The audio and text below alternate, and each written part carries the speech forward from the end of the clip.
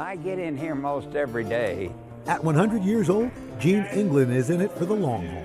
How you doing? A former big rig trucker and past president of his family's business, C.R. England, Gene isn't hitting the brakes anytime soon. Oh, I don't want to retire. No, I still want to keep coming and doing things as long as I breathe. Today, he's at work doing what he loves most. You're going to enjoy this work. Chatting with future drivers and C.R. England employees.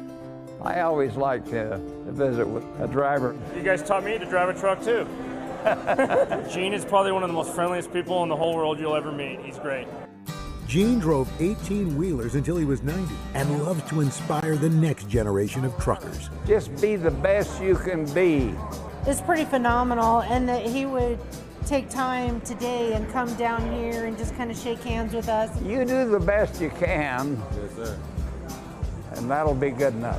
When I get 100 years old, I want to walk around and do the same thing he's doing. C.R. England was founded by Gene's dad, Chester England, in 1920 when they started moving local dairy and produce to grocery stores. Whenever I could go with him, that was the greatest day of my life. And I thought, gee, this is what I'd like to do for my life.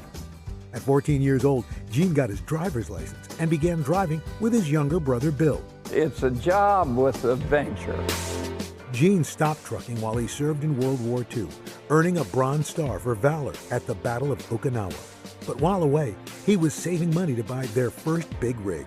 By the time I arrived home, I had $5,000 saved up to buy that first truck.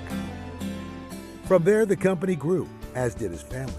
All of his sons went into trucking, and it's now his grandsons that are driving the business, which has about 4,000 semis and 7,000 employees. He talks about one of the secrets of his longevity, it's to keep working, stay busy.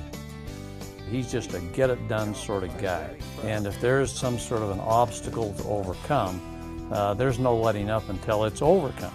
Watching a 100-year-old be in his office almost every day is inspirational to everybody here. I look at my life now, and it's nothing but a feeling of fun.